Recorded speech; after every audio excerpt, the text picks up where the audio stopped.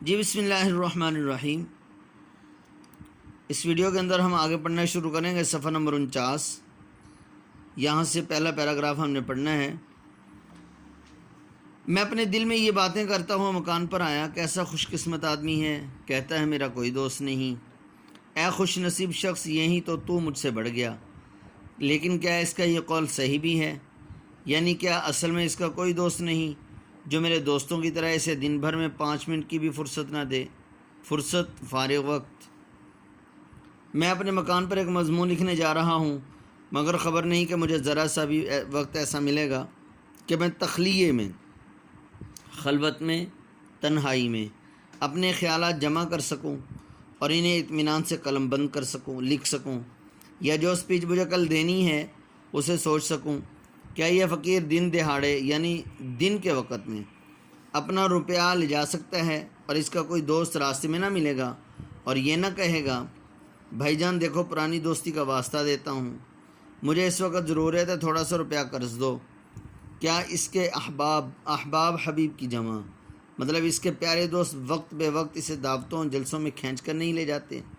کیا کبھی ایسا نہیں ہوتا کہ اسے نیند کے جھونکے آ رہے ہوں، مگر یار دوستوں کا مجمع ہے جو قصے پر قصہ اور لطیفے پر لطیفہ کہہ رہے ہیں اور اٹھنے کا نام نہیں لیتے؟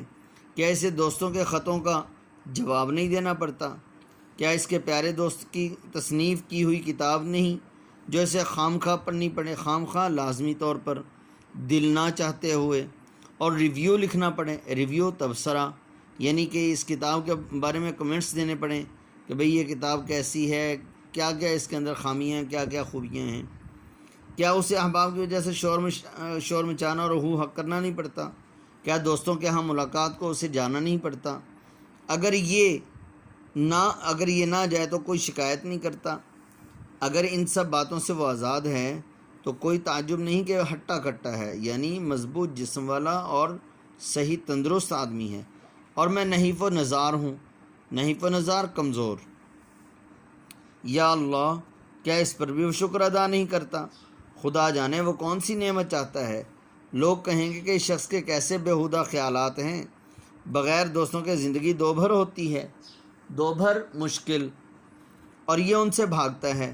مگر میں دوستوں کو برا نہیں کہتا، میں جانتا ہوں کہ وہ مجھے خوش کرنے کے لیے میرے پاس آتے ہیں اور میرے خیر طلب ہیں، خیر چاہنے والے، مگر عملی نتیجہ یہ ہے کہ احباب کا ارادہ ہوتا ہے مجھے فائدہ پہنچانے کا اور ہو جاتا ہے نقصان، چاہے مجھ پر نفرین کی جائے، مجھ سے نفرت کی جائے، مجھ پر افسوس کیا جائے، مگر میں یہ کہے بغیر نہیں رہ سکتا کہ آج تک میرے سامنے کوئی یہ ثابت نہ کر سکا کہ احباب کا ایک جمع غفیر بہت زیادہ ہجوم رکھنے اور شناسائی کے دائرے کو وسیع کرنے سے کیا فائدہ ہے۔ شناسائی واقفیت، یعنی واقفیت کو انسان یہ چاہتا ہے کہ میرے بعض لوگوں کی عادت ہوتی ہے، وہ یہ چاہتے ہیں کہ میرے بہت سارے دوست ہوں اور میرے ارد گرد دوستوں کا ہجوم اور گیدرنگ بہت زیادہ ہو، تو مصنف یہ کہتے ہیں کہ آخر اس کا کیا فائدہ ہے؟ میں تو یہاں تک کہتا ہوں کہ اگر دنیا میں کچھ کام کرنا ہے اور باتوں ہی میں عمر نہیں گزارنی ہے تو بعض نہایت عزیز دوستوں کو چھوڑنا پڑے گا، چاہے اس سے میرے دل پر کتنا ہی صدمہ ہو۔ مثلا میرے دوست احمد مرزا ہیں جنہیں میں بھڑبھڑیا دوست کہتا ہوں۔ اب کچھ دوستوں کی عادات اور کچھ دوستوں کے بارے میں مصنف کے خیالات جو ہیں وہ شروع ہو گئے۔ کس قسم کے مصنف کے دوست ہیں؟ پہلا دوست میرے دوست احمد مرزا ہیں جنہیں میں بھڑبھڑیا دوست کہتا ہوں۔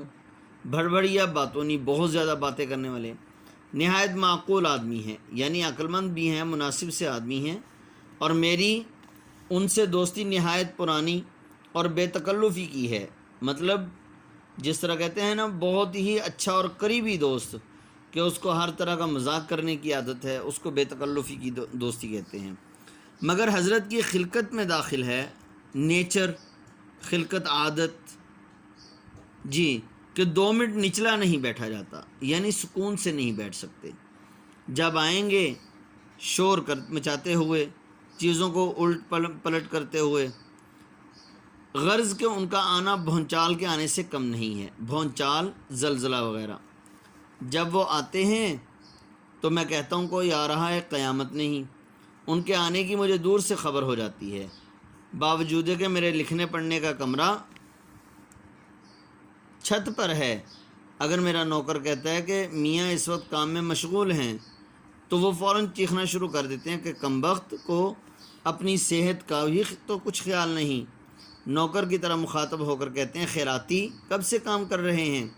بڑی دیر سے۔ توبہ توبہ، اچھا بس 1 منٹ ان کے پاس بیٹھوں گا، مجھے خود جانا ہے۔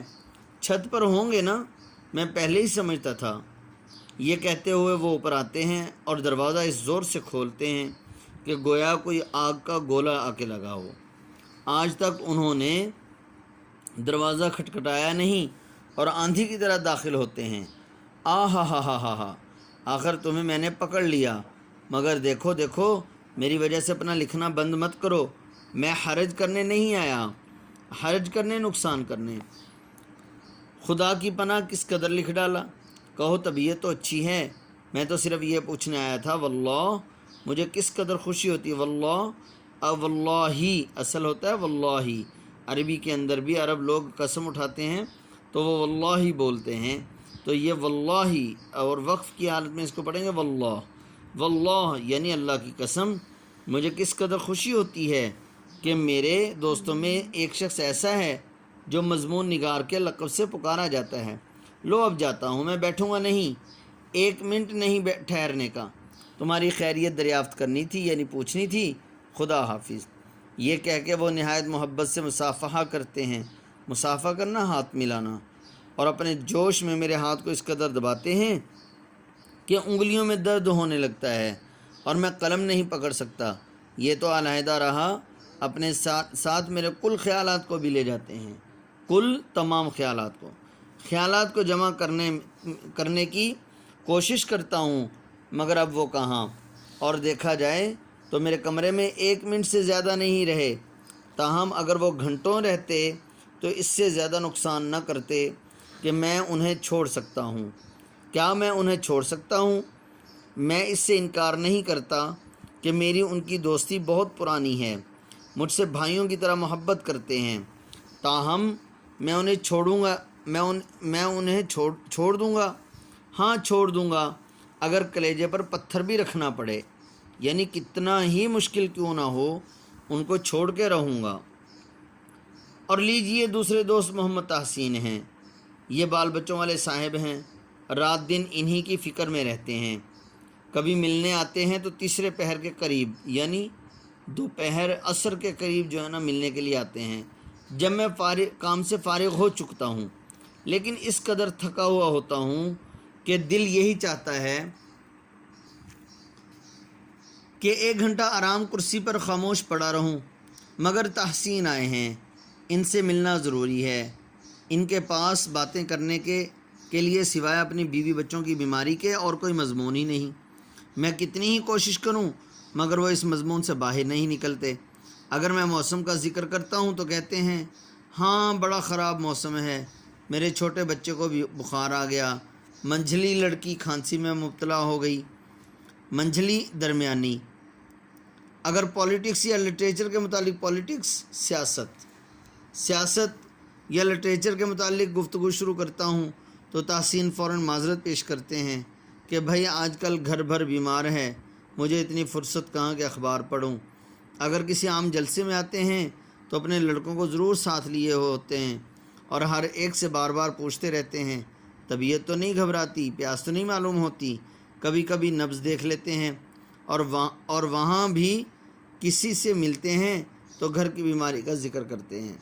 اسی طرح میرے مقدمے باز دوست ہیں، مقدمے باز مطلب جو مقدموں والے ہیں، مقدمے لڑنے والے، اور اسی طرح جو ہے یعنی دوسرے سمجھ لیں کہ وکیل ہیں، جو جنہیں اپنی ریاست کے جھگڑوں، اپنے فریق مخالف کی برائیوں، مخالف گروہ اپنے فریق مخالف کی برائیوں اور جج صاحب کی تعریف یا مذمت کہتے ہیں برائی بیان کرنا، تعریف اس حالت میں کہ جب کہ انہوں نے مقدمہ جیتا ہو اور کوئی مضمون نہیں، اور مذمت اس صورت میں جب جو ہے جج کی کوئی بری بات سامنے آ جائے جو ان کی طبیعت کے خلاف ہو۔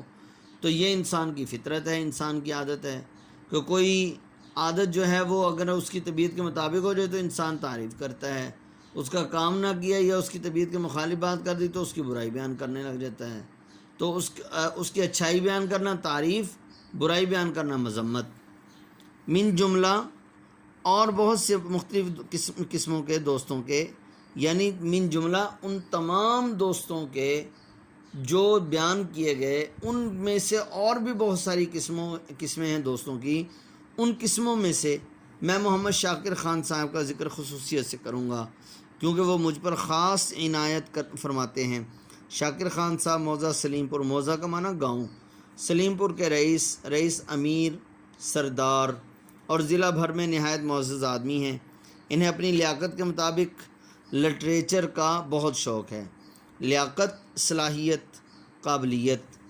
لٹریچر پڑھنے کا اتنا نہیں جتنا لٹریری آدمیوں سے ملنے اور تعارف پیدا کرنے کا۔ ان کا خیال ہے کہ اہل علم کی تھوڑی سی قدر کرنا امراء کے شایع نشان ہے۔ شایع نشان، شان کے مطابق۔ ایک مرتبہ میرے ہاں تشریف لائے اور بہت اصرار ضد سے مجھے سلیم پور لے گئے، یہ کہہ کے کہ شہر میں رات دن شور و شغب رہتا ہے، شورغل، شور شرابہ، دیہات میں کچھ عرصہ رہنے سے تبدیلی آب و ہوا بھی ہوگی اور وہاں مضمون نگاری بھی زیادہ اطمینان سے کر سکو گے۔ میں نے ایک خاص کمرہ تمہارے واسطے آراستہ کیا ہے، سجایا ہے، تیار کیا ہے، جس میں پڑھنے لکھنے کا سب سامان مہیا ہے، یعنی موجود ہے۔ تھوڑے دن رہ کے چلے آنا، دیکھو میری خوشی کرو۔ باقی انشاءاللہ اگلی ویڈیو کے اندر۔